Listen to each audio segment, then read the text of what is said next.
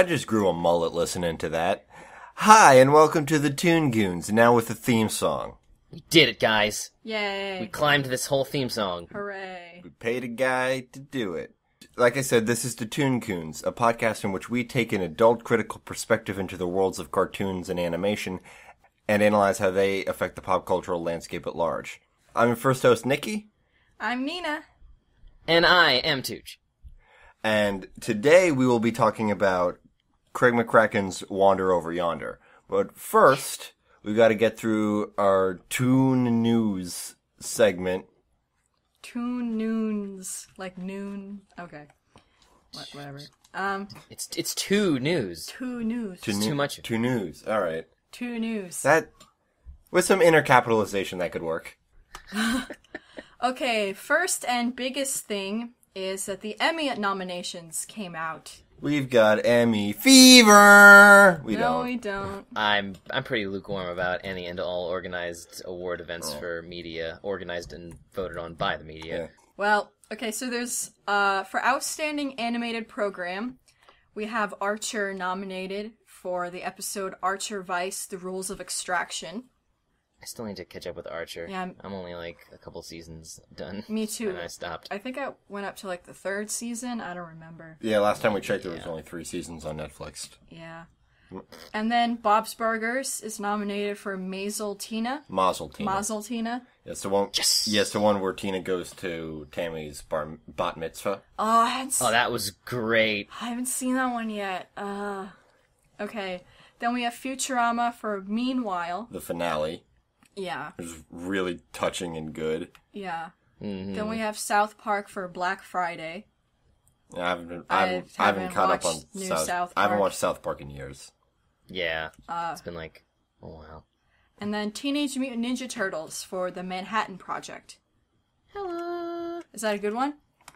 I forget which one that is, but actually, which one is that? Is that the Teenage Mutant Ninja Well, you got Turtles? that. That was the long form, the 22 minutes. Yeah. Or actually, it's less than 1 hour, so it's like between 22 and 44 minutes. And then we got the short form, which is just the 11-minute one. Adventure Time has the nomination of Be More. Which is a great episode. Great episode. And I actually want to come back to that in a bit. Those new Mickey Mouse cartoons that Disney Channel's running, they got a nomination from O Sole Mini. Which we saw, and it's cute. Have you seen that? Yeah, that was cute. Yeah, it was pretty... I like the style of it. Yeah, I really like the retro style where they bring back the pie eyes and everything. Yeah. It's actually done by Mercury Filmworks, the same company that does the animation for Wander Over Yonder. Oh, shoot. I just remember which one the Manhattan Project was called. That is a super good episode. It was like the mid-season finale, and it was super great, and it referenced the 80s Teenage Mutant Ninja Turtles series. So, great. That sounds That was awesome. great. Then we got Phineas and Ferb for the episode Thanks But No Thanks. I don't know that one, I don't think. Have you seen an episode of Phineas and Ferb? Yes. Then you know that one. Oh, okay. Is it Thanksgiving themed? Probably. Maybe? Who knows? Then regular show for the last Laserdisc player. Yeah, I haven't seen that one either. We should probably... Yeah, we'll Y'all scrubs watch are all of behind. these. That was a really cool episode. It was as crazy as it sounds. Mm-hmm. And then Robot Chicken, the Born Again Virgin Christmas Special. I'm sure it was delightfully offensive. Yeah. I don't really watch Robot Chicken. Then the last thing for animation is Outstanding Character Voiceover Performance. We got Chris, Diamatopoulos. As Mickey Mouse in the episode, or in the short, The Adorable Couple. Of the Disney Mickey Mouse shorts. So. And then we got Stephen Full as Stan from Dog with a Blog. So we can just skip over that. The fuck? How does that count? But it's voiceover work. It doesn't have to be animation. Like, it's the guy who voices the adorable dog in that terrible show. But yeah, like, how is that? I didn't even know that show was still on the air. Like, I heard about it and it was like, lol, that's the shittiest concept I've ever heard. That'll get 2 seasons tops, but I should have known better because it's Disney and Well, maybe maybe the 2013 season was the last season. This is weird about the Emmys. We're talking about 2013 and it's July. Yeah, like a lot of this shit is old. Like most of the stuff here, like for, comedy and drama and everything, it's Breaking Bad and for drama and Orange is the New Black for comedy.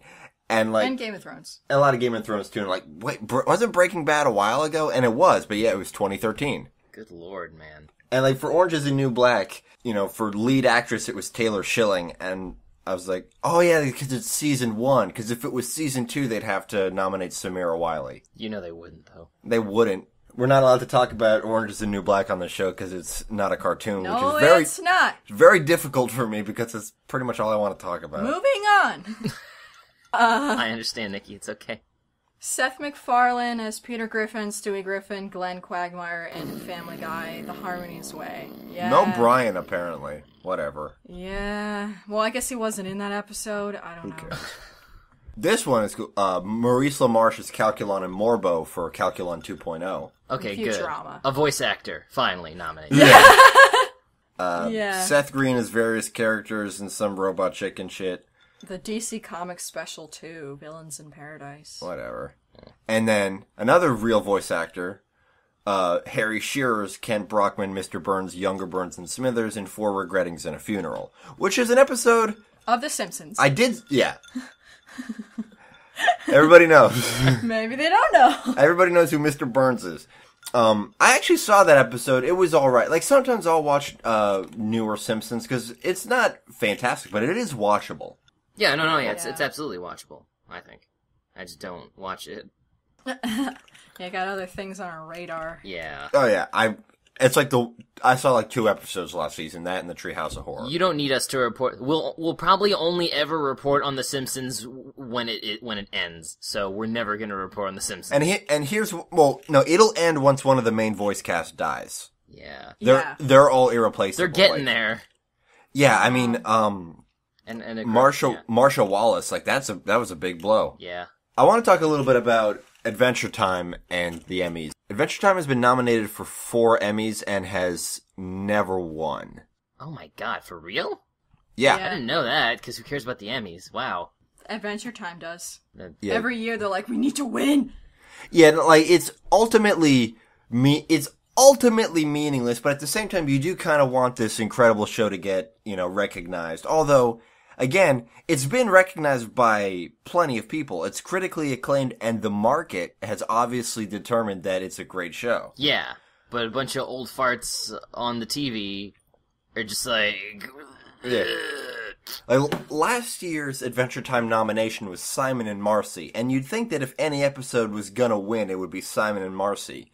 But it lost to a Mickey Mouse short called Croissant de Triomphe, which was fun, but it was very fluffy, and I could see why old fucks would like it, because it was classic Mickey running around France. Yeah, I could see why they liked it, because I'm sure they actually watched that one instead of all the other nominees. Yeah. As opposed to now, where we have a Mickey Mouse running around in Venice. Yeah, it's honest to God the same episode. Mickey Mouse runs around the world. Check it. To be fair to Simon and Marcy, if that's the only episode, or the 4th episode of Adventure Time you've seen, you don't get the full emotional weight of it, because it does require a lot of context. Yeah.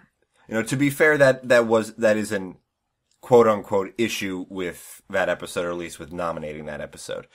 Be More, I think, and I hope, stands on its own better. Oh, yeah. I think so. I mean, it's just this adorable robot. Yeah. Aziz is in it, right? Yeah, that's My one man of Aziz. Aziz. Yeah. Now, I think last year they should have nominated Pahoy, because it's my favorite episode. It's probably my favorite episode of the whole series. Yeah, but the Emmys don't like Star Trek. Here's the thing with Pahoy. The storyboard artist, or I think it was Jesse Moynihan, but it could have been somebody else, won an individual achievement Emmy for character design in that episode. So that's something, but that's also a lot of asterisks. Yeah. So, yeah, the Emmys. Regular show has won an Emmy. In 2012, it won for Excellent. Why? Out of all the... Okay, do you guys not know the plot to that one? He eats a bunch of eggs so he can win a hat, right? I haven't seen that one, but they call back to it. He's allergic to eggs. and he thinks that if he eats them fast, his body wouldn't notice. And he gets hospitalized. Does he just really want eggs? No, it's like a food challenge, and the prize is a hat that says eggs. A hat that says, I'm excellent. So, and actually, last year's nomination was a bunch of full-grown geese, which calls back to that episode. Bunch of baby ducks. So, I don't even know when the award ceremony is, and who fucking cares? We'll talk about it when it happens. I guess. But, like, oh, Mickey Mouse won. Yeah, like, fucking the guy with the dog won. Yeah, let's just record that episode now. Like, nobody won that you care about. Maybe regular show if we're lucky. No, it'll probably be Mickey Mouse again. Or fucking McFarlane will win. Harry Shearer will probably win that, or it's probably going to be Maurice LaMarche or Harry Shearer will win the voiceover award. Alright. 1,000 ways to bore me on the Emmys. Pie in the sky, who would you rather win the long form, Futurama or Bob's Burgers? Bob's Burgers.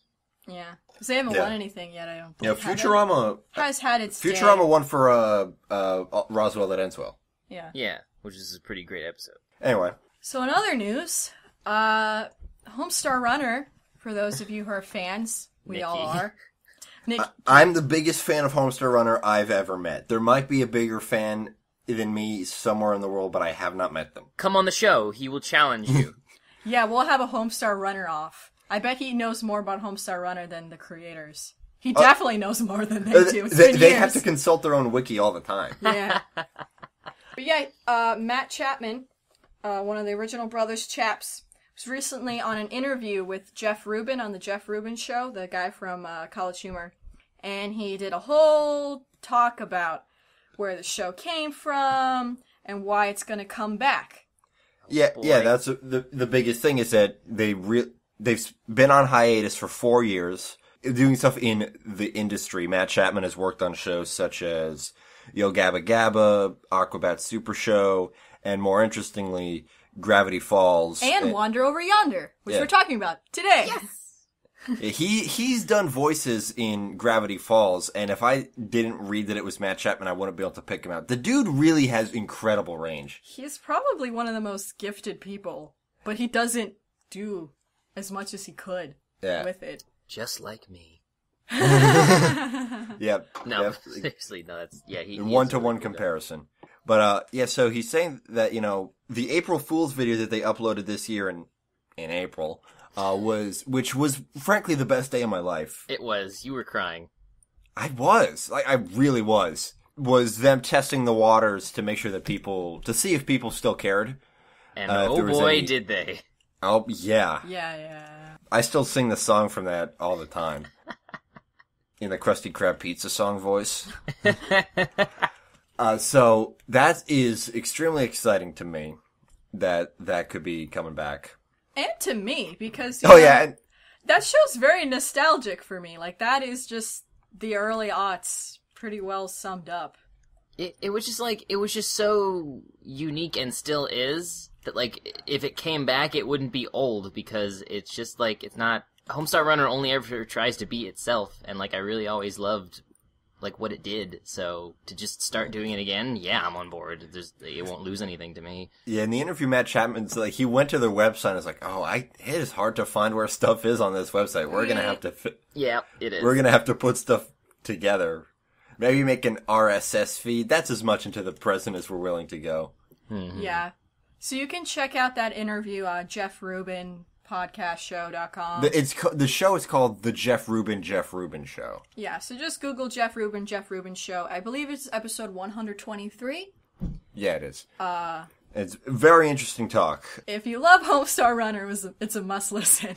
And one other piece of news we got is they've announced the English voice cast for the redub of the original Sailor Moon series. And this hasn't been confirmed, but presumably also Sailor Moon Crystal. I don't know why they would go through the effort to get two different sets of actors to voice the same characters. Yeah. Yeah, that's pretty convenient of them. They're like, yes! Unless there's going to be a crossover where they fight. That would be awesome! So for the main voice cast, we have Stephanie Shea as Usagi, or Sailor Moon. Mm-hmm. We have Kate Higgins as Sailor Mercury, or Ami. We have Christina V as Sailor Mars. We have Amanda C. Miller as Sailor Jupiter. We have Jeremy Lee as Sailor Venus. And we have Robbie Damon as Tuxedo Mask. I'm not too familiar with those people, personally, though I've Googled them, and they seem pretty cool. Like, I bet they can do a real good job. Who's the one that you were really excited about? Oh, I believe it's Kate Higgins as Sailor Mercury. She's the voice of Barbie, for some context, so that's gonna be fun for me. And also Johnny Young Bosch as Artemis, who's one of the cats. Yeah, and cat. Michelle Ruff as Luna, the other cat. And then there's a bunch of other people. You got Beryl's going to be played by Cindy Robinson. Jedi's going to be played by Todd Haberkorn. Nephrite's going to be played by Liam O'Brien. Zoe Sight's going to be played by Lucen Dodge. Coonsight's going to be voiced by Patrick Seitz. And there's some other people on here. Crunchyroll did the official article on it. So the box set is released for November 11th. So that's when you'll be able to finally listen to it. Glorious HD, probably. HD sound. HD sound. I'm pretty excited for it. I mean, I've listened to the original dub, and it's fun. Like, you can't really beat, like... It's charming. You can't beat Valley Girl Usagi. Don't bleach your roots, creep! She's so funny. Like, she's hilarious. But, it would be nice to have more of an authentic dub as well. Absolutely. The old dub's not going anywhere, no matter how much some people want it to. So. No, it will never die. And I don't want it to die. Sailor Moon says... Sailor Moon says... You shouldn't be ashamed of your body, even though I spent this entire episode being ashamed of my body. Even my freaking anatomically completely identical body to every other girl. And then the only other thing that happened that's this kind of really crazy thing, and it's a really big story. I'm just going to touch on it. Because frankly, we're not smart enough to completely understand Yeah, it. because it's a lot of legal stuff. Court documents have shown that there was a role of Pixar and DreamWorks Animation and Lucasfilms in the Silicon Valley wage-fixing cartel. That's apparently this big thing. It's a long-ass article. Pando.com did the article on it. If you're way more savvy on contracts and legal shit and corporate nonsense, you can get the full story. But, you know, basically Disney was a part of the whole Steve Jobs, Google, Eric Schmidt thing to legally manipulate and suppress the wages of their employees. Not Disney, but they're the happiest. Yeah, so that's bad, but probably, to be honest, we don't... It sounds pretty bad. Like, you shouldn't be... That seems like a bad thing. Artificially fixing wages is bad. That's like some robber baron shit. Yes. Yeah, because I think it's like, cause you can't conspire with like, you can't conspire with the competition to like fix prices, because that's like, I don't know, like people don't like it when you try and control the free market, which isn't even that free, but anyway. Hey, this is not a political show. Okay.